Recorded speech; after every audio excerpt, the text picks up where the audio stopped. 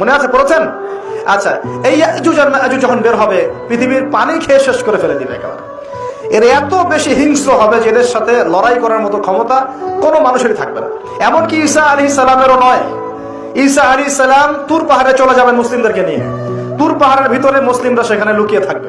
পৃথিবীর মেসাকার অবস্থা হয়ে যাবে, পৃথিবীর পানি খেয়ে শেষ করে ফেলে দিবে একদম হিংস্র প্রজাতি।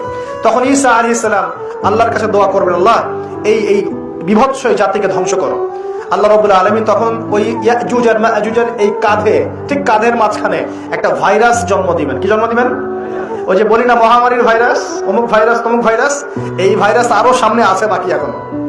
ওই ভাইরাসে, ওই পোকায়, ওই ব্যাকটেরিয়া বা যেটাই হোক আল্লাহ পাক যাই দিবেন, এতে করে ইয়াজুজ আর মাজুজের পুরো প্রজাতি ধপধপ ধপধপ করে মারা যাবে। মানে এটা ছোঁয়াচে রোগ হবে। কি রোগ হবে? ছোঁয়াচে। ঠিক যেমন আমরা একটু করোনা দেখলাম না, একজন থেকে আরেকজন, একজন থেকে আরেকজন, এরকম জিনিস চলবে আরো বিশ্বে। আর এখনকার নতুন রিসার্চ হচ্ছে ওই সাইবেরিয়া অঞ্চলের যে বরফগুলো আছে না, ওর নিচে এই 1 লাখ বছর, 1.5 লাখ বছর, 2 লাখ বছর আগের ভাইরাসগুলো নতুন করে জায়গা শুরু করেছে এখন। হ্যাঁ, এগুলো বিজ্ঞানীরা বলছেন যে এগুলো আবার কোন দিন জানি পৃথিবীতে আত্মপ্রকাশ করা শুরু হয়।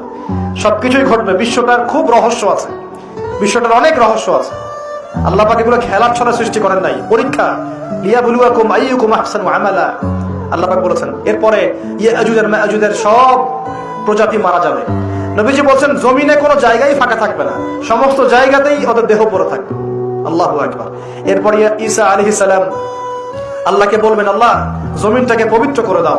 আল্লাহ পাক কি করবেন জানেন? বড় বড় নখরওয়ালা, বড় বড় নখ আছে, নখ দেখেছেন? বড় বড় নখ, বড় বড় নখওয়ালা একটা স্পেশাল প্রজাতির পাখি আল্লাহ পাঠাবেন। কি পাঠাবেন? পাখি। এটা কোন পাখি, কি নাম আমরা জানি না। তো ওই পাখি কি আর দেখা গেছে? ওই রকম করে পাথর কেউ নিক্ষেপ করেছে? ঠিক এরকম করে বিশ্ববাসীরা দেখবে একটা ডালিমের নিচে একটা পরিবার আশ্রয় নিতে পারবে। এত স্পেসিফিকলি বলা হয়েছে হাদিসগুলোতে। নবী সাল্লাল্লাহু আলাইহি ওয়াসাল্লাম বলেছেন যে 10 জন ঘোড়সওয়ার, কয়জন ঘোড়সওয়ার? 10 জন ঘোড়সওয়ার বের হবে ইমাম মাহদির সময়, যারা খোঁজ নিতে যাবে যে দেখি দাজ্জাল বের হয়েছে কিনা। ঘোড়ায় করে খোঁজ নিতে যাবে, দেখি দাজ্জাল বের হয়েছে কিনা। ওই 10, নবীজি বলছেন আমি ওই 10 জনের নামও জানি, ওদের বাবার নামও জানি। সুবহানাল্লাহ।